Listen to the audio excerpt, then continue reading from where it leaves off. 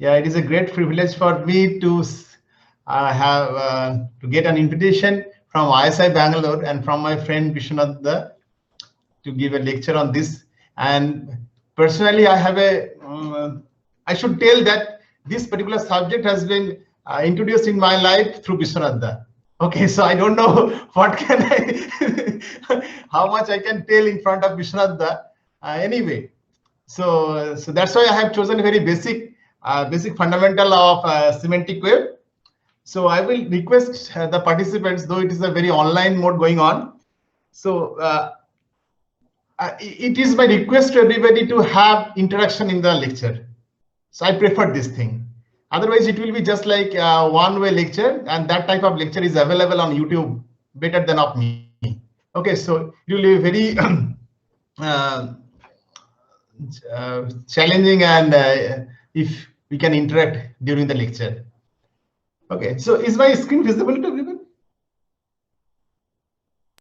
Not yet. Hello. Not yet, Anmisa. No, sir. We don't see your screen, but you can share because you are the now co-host of this. I have already shared it. I have already shared it. It is showing that you are sharing. It's shared. Yes, So I have you already. can continue with your slides. It's the screen is shared. Yeah, I'm sharing the. Still, I have not shared this particular presentations. Before that, I will show to tab of web portal. Okay, please go ahead, please. Okay, so is this screen visible now? Yes, it's coming. It's visible. So I will start with a two comparison motivating example, which I regularly give in my class of semantic web and linked data engineering. If this particular web page come to your screen, and if it is asked somebody that who is the owner of this or whose is this home page, so suddenly you people will say that this is Animesh Datta, Associate Professor of NIT Durgapur. But it is nowhere written that Animesh Datta is the owner of this homepage, or this homepage is of Animesh Datta, and his designation is Associate Professor. But people from India, we are habituated with this term that Animesh Datta probably the name of the people. So, and as this name is in the bottom of this picture, so must be that picture is of Animesh Datta. And Associate Professor is a very common designation in academic field in India. So Associate Professor must be the designation of this particular person. Now, if I ask the same question to this home page, nobody can answer. Because here this is also the homepage of somebody. The problem is here the wordings, the literals that are not understandable for us. We as a human being, at least for Indian side, we cannot speak what, or we cannot interpret what it means. So that is the problem with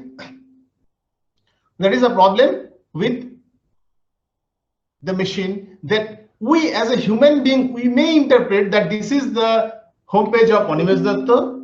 This is Associate Professor is the designation of this person. These are some of the educational and other details of this person.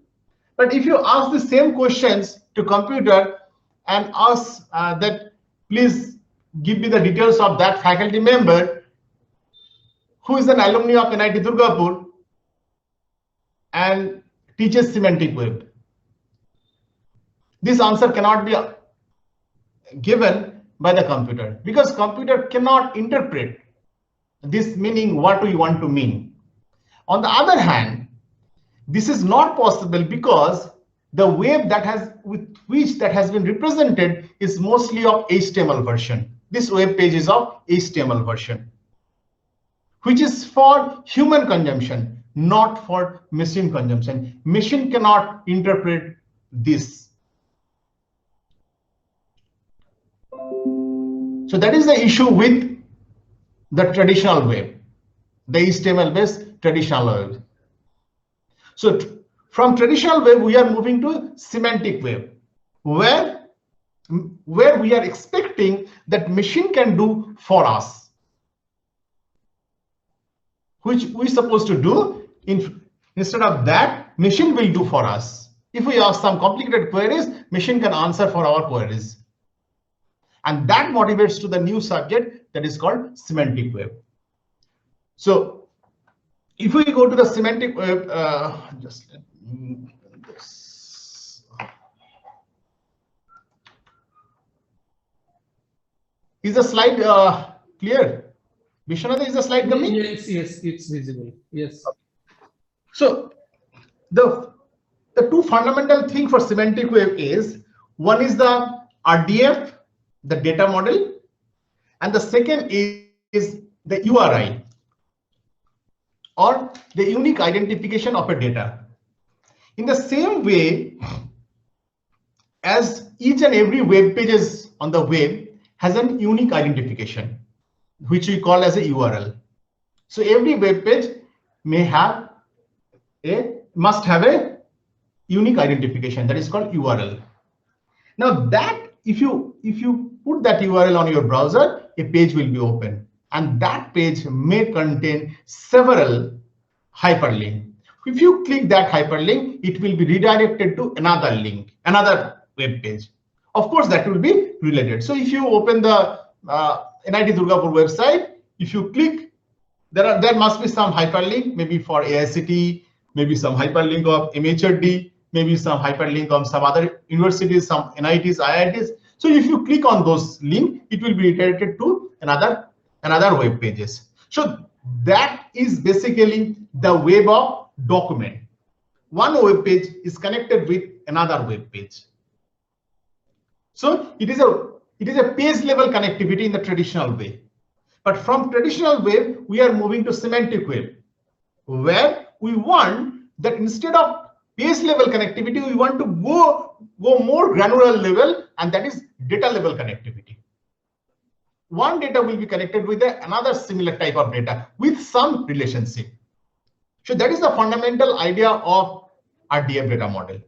And in the same way as each and every page has a unique ID, the URL, in the same way, each and every data item will have a unique identification that is called URI. So two fundamental things are there in the semantic web. One is the RDF, the linking between the data, and the second is the unique identification of the data.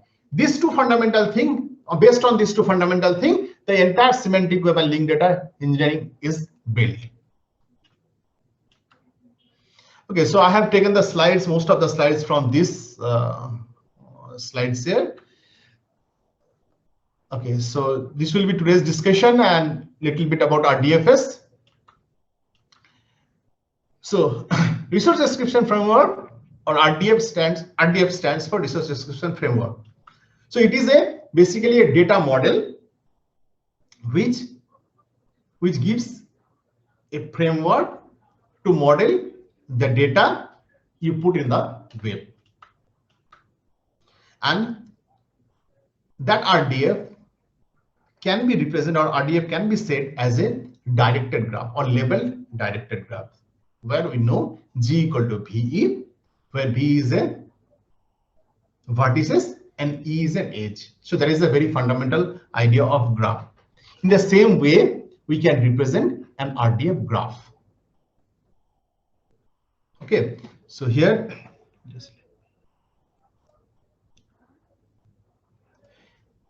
in the same way, we have subject, predicate, and object. So if we say G equal to VE, V is the vertices, that can be the subject or object, and edge is the predicate. So basically, there is a subject and there is an object which connects through a predicate or the relationship. And this can also be called as triple, because RDF is a triple that contains subject, predicate, objects. Or we can say it is a label directed graph, because each and every triple has a label. Label in the sense subject has a label, object has a label, and the edge that connects subject and object is also having an label, the marking, the relationship. Okay, so let us take a small example that Boston, nickname Beantown. So here you can say Boston is a subject, Beantown is an object, and there is a connectivity is a nickname. So subject, predicate, this is my subject, predicate, and object. There can be another, the same subject may be connected with another object, subject, population, and object. There can be another connectivity. Boston is in state, Massachusetts. It has a nickname, the Bay State. It has a population, integer.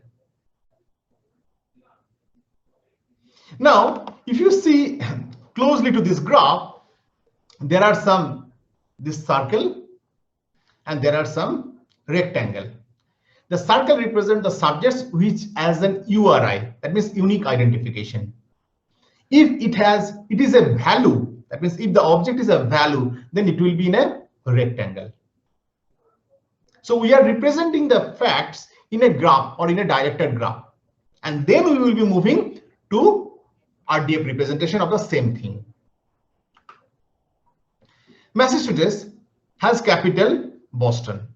So you see these two subjects, Boston and Massachusetts, these two entities, sometimes they are acting as a subject and object, sometimes it is just reversing.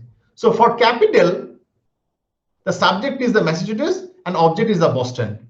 For in state, the subject is the Boston and Massachusetts is the object, and they connect with a relationship in state. Massachusetts has governor, and this is the name of the governor.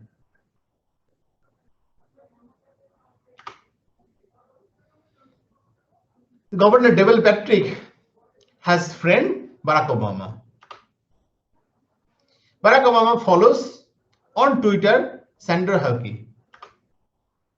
Follows on Twitter. So you see again the same relationship follows on Twitter, where in one triple subject is Barack Obama and the object is Sandra Huckabee. In another relationship you have Sandra Huckabee is the subject and Barack Obama is the object, and they are connected with the same relationship.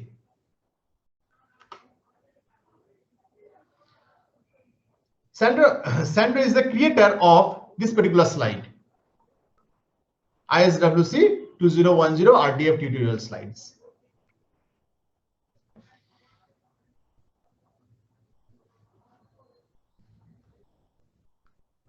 He lives in where? The Massachusetts. So in this way, you are linking all the entity through some relationship. As I told at the beginning, that just like the web pages are connected through hyperlink, one web page is connected with another hyperlink, or similar web pages are connected through some kind of hyperlink. In the same way, we are going to the more granular level, and instead of going to the page level, we are moving to data level, where each and every data is connected with some relationship.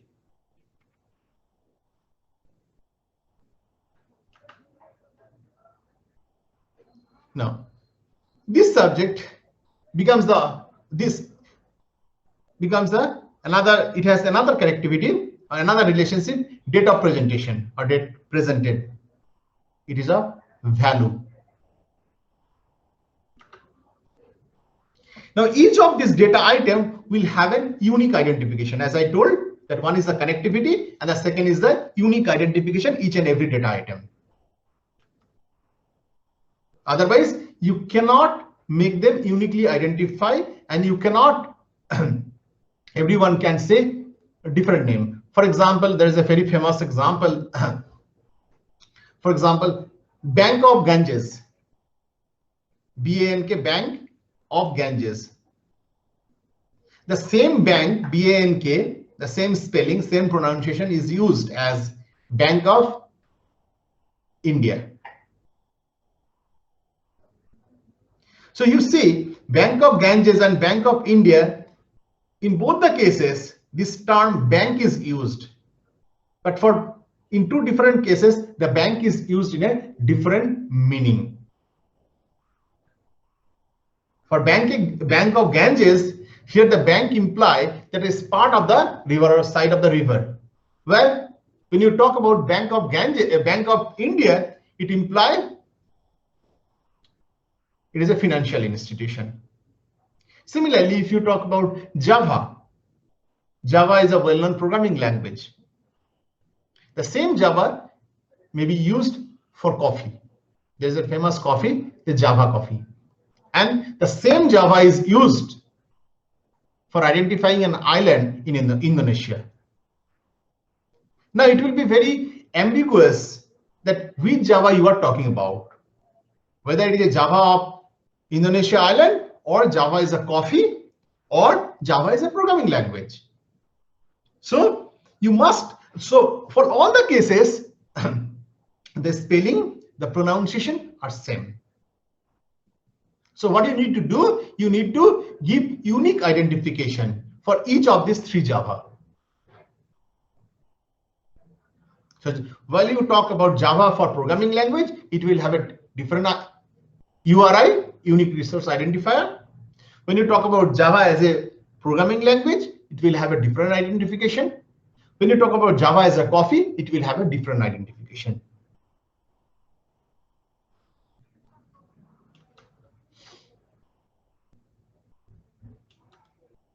Okay, so yeah, so this is the standard format for any URI. It starts with scheme, the authority, path, the query, and fragment. The scheme is a type of URI that is FTP, HTTP, mail to file, IRCT. Authority, it can be typically a domain name. Path, that is etc, password, or something like that, a path. Query is an optional, it provides a non-hierarchical information, usually for parameters, that is for a web services.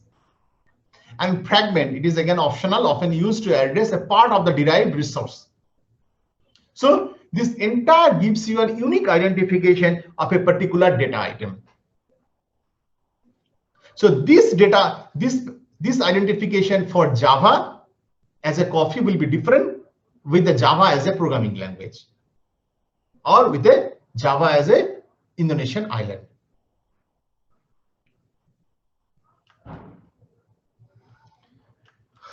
Okay, so there is another term called QNAME. It is used in RDF as a shorthand for URI. So as you see, that URI is a very long term. If you write the complete URI, there is a very big enough. So you can make a shorthand of it, just like a macro. So probably in every university we have a short name. For example, ISI. So ISI basically Indian Statistical Institute, National Institute of Technology, say NIT. Normally people used to call NIT. So you have an abbreviation. Every teacher in the class has an abbreviation term.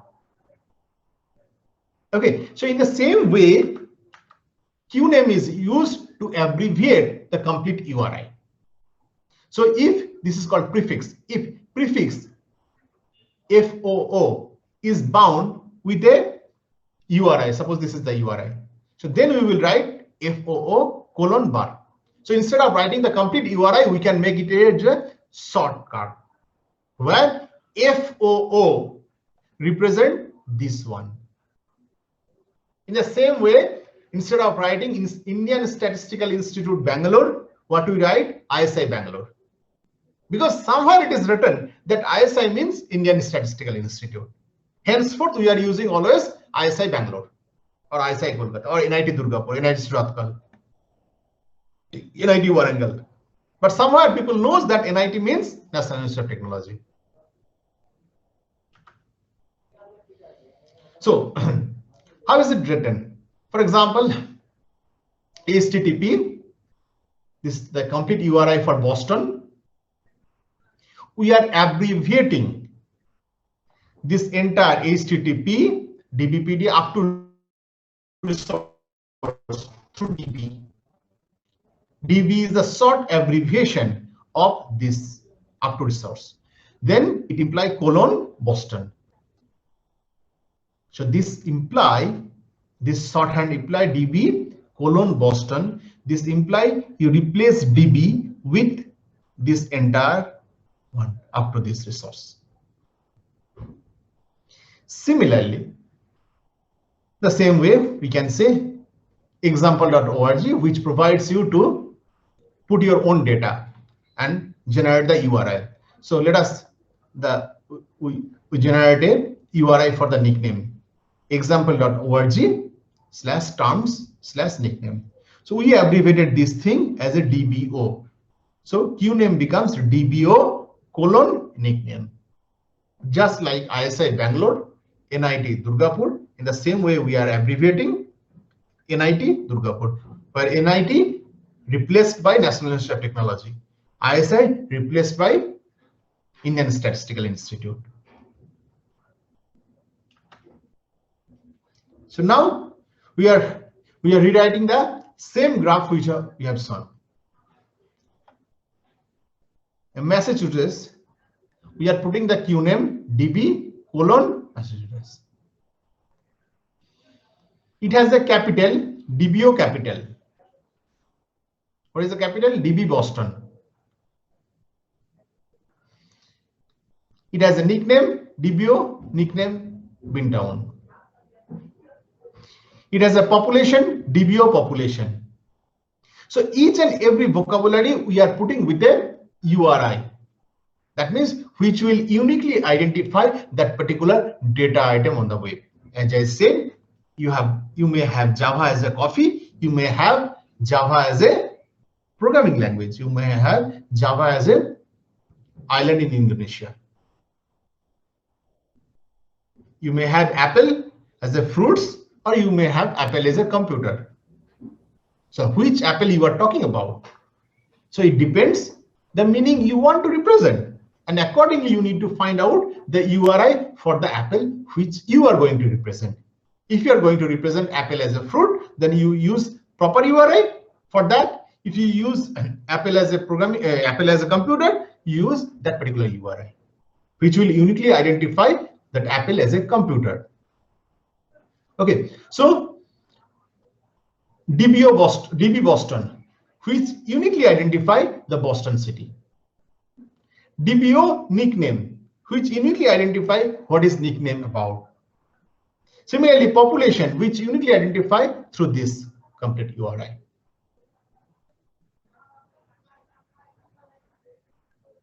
Okay, so just you can bring the same analogy which we have for web page, traversing the web page from one web page to another web page through hyperlink.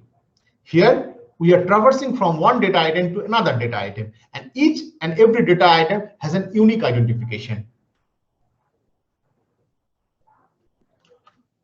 So what is RDF? RDF is a schema-less data model that features unambiguous identifier and named relationship between a pair of resources. It's a very fundamental thing. A schema-less data model that features unambiguous identifiers, uniquely identifying, and named relationship between a pair of resource. So in the web, everything is a resource. Everything is a resource. Every data item is a resource. So we are, through RDF, we are connecting these data resources. Okay, so again, I'm repeating the fundamental thing that we have started. The first thing is the unique identification of each and every data item through URI. The second is the relationship between the data item. And for that, the data format or the framework is RDF. which gives you a representation of a level graph.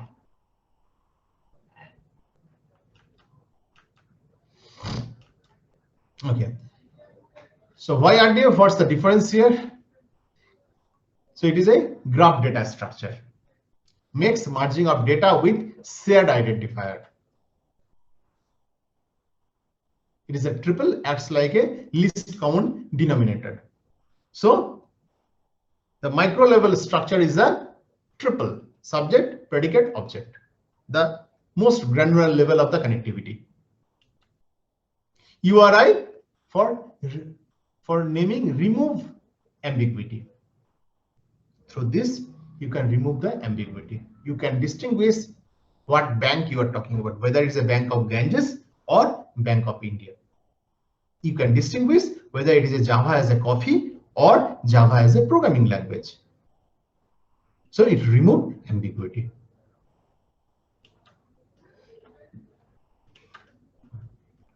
So RDF graph are sets of triple where you have a subject, predicate, and object. So both subject and object are the vertices of the graph, and predicate is the edge between the two nodes. Subject, predicate, object. Sir? Yeah, please. Sir, can we say the predicate as a property between the two nodes? Yes. Predicate is the property. Predicate is the property or the relationship between the two nodes. Yes. So what you say as a predicate, that is the relationship, that is the connectivity between the two nodes.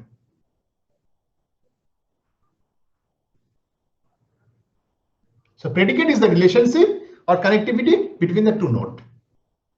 So you can traverse from one node to another node through predicate, through relationship. And that's why, and the microstructure of it is the triple. You may have a large graph, but if you decompose that large graph, the granular level structure is a triple, where you have one subject, relationship, and object. Okay.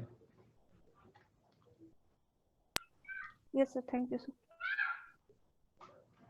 So resource and relationship are named with URI. Resource and the relationship. So your subject will have an URI. Your predicate will have an URI. Your object may have URI, may not have a URI.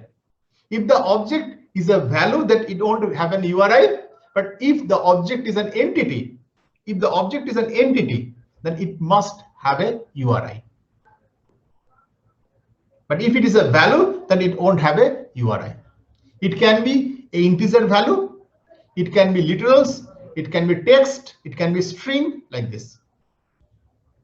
So if it is a valued object, then it won't have an URI. But if it is an entity, then it must have an URI. So a triple is also called a statement. Denotes as. So subject, it can be resource, or sometimes it can be a blank node also. Predicate, it must be a resource. Object, it must be a resource, literal, or blank node. So we'll be coming to the concept of blank node also. Okay, so now there are different representations of this RDF. Okay, so I mean, from the computer science point of view, we normally we are habituated to talk about graph. Okay, so if you can represent it through graph, then through that you can also go to any other representation or other syntax. Maybe there are Turtle syntax, there are N3 syntax, there are RDF XML syntax. Okay, so there are different types of format or syntax are there. So once you have the RDF graph, you can export it. You can export it to Turtle representation. You can export it to N3 notation. You can export it to RDF XML. And then you can embed that RDF file to your web page. Just like today you do for your HTML web page, in the same way you can do for your RDF page. And probably in your lab it will be shown how you can once you draw a graph with a drawing tool or some simulator tool, you can export it to RDF XML or Turtle representations, or there are different N3 representations. Okay. Now you see the same example we are taking. Massachusetts has capital Boston, in state Massachusetts, nickname the same thing. Now it's the representation in Turtle. The thing that we have shown in the graph, Massachusetts, capital Boston, in state Massachusetts, nickname the Bay State, Boston nickname Beantown, Boston population this. Here you see there are some rectangle which represents the data value. So if it is a data value, it won't have an URI.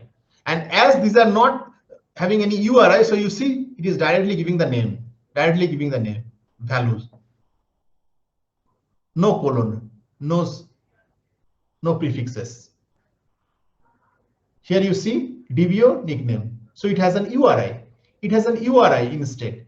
It has an URI. DB Massachusetts, it has an URI which uniquely identify. Population cannot, I mean the value of this population, that is an integer. It cannot have a URI. So if you represent this thing in Turtle, how does it looks like? DBpedia, resource, Massachusetts. This is your subject. This is your predicate. This is your object. So you see subject, DBO capital is the predicate, DB Boston is the object. So subject, predicate, objects all are having URI. So it is written in a triplet form: subject, predicate, object. Next.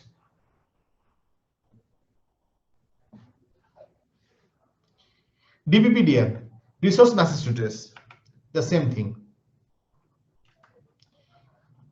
It has a nickname. And what is the nickname? The Bay State. Mind it doesn't have any URI. The Bay State, it doesn't have any URI. So you directly write it. How will you write it? Double quote, the Bay State. So this is my subject, the same subject for the earlier, which we had for the earlier triple. This is my predicate.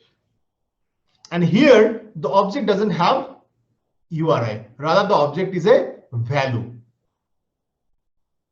the Bay State. Similarly for Boston, in state Massachusetts. We are representing Boston, in state Massachusetts.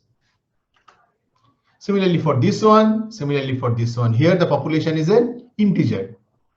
We are writing, this is a syntax for representing integer, XSD is a data type.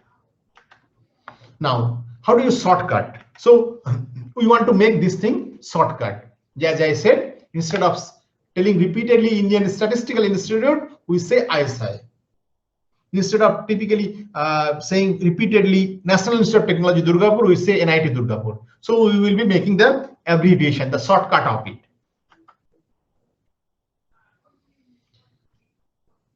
Okay,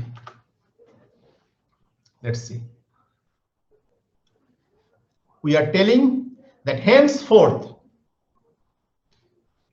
Indian Statistical Institute will be known as ISI. So this is written as prefix, a kind of macro definition. So the syntax for writing this thing, prefix, DB, colon, and this is the resource. So henceforth, this entire thing will be known as DB. This entire thing, example.org/terms, will be known as DBO. So we will not write this so much big one. So how?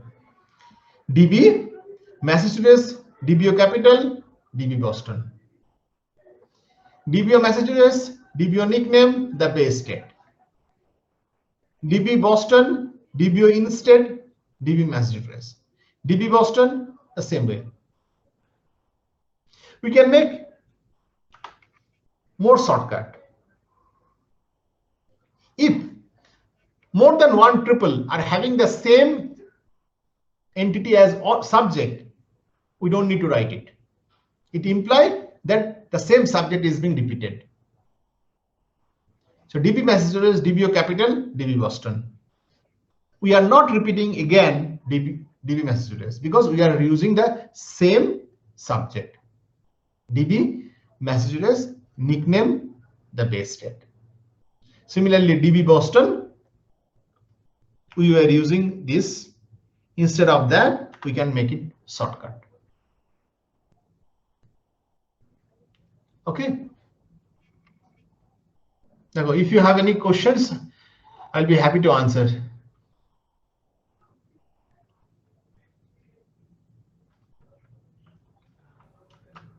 Can you explain using ISI, Indian Statistical Institute, instead of Boston or?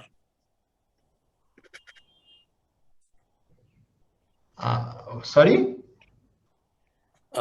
Can you use example of Indian Statistical Institute So in the slide?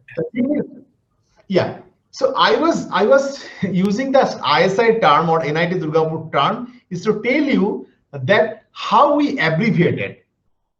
Okay. So it is a kind of abbreviating. Instead of writing this entire one, we are abbreviating through DB. Similarly, this we are abbreviating through DBO. So that means before writing the actual RDF triples, we are abbreviating that henceforth this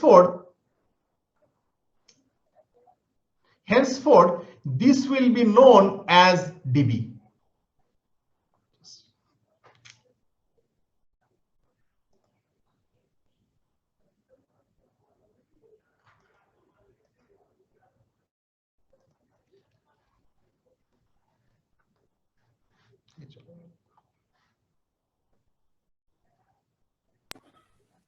Thank you so much, sir, for such an enlightening talk on RDF and RDFS.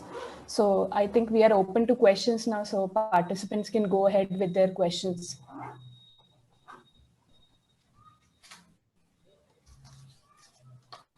So now I would like to thank the participants as well, and we will take a short break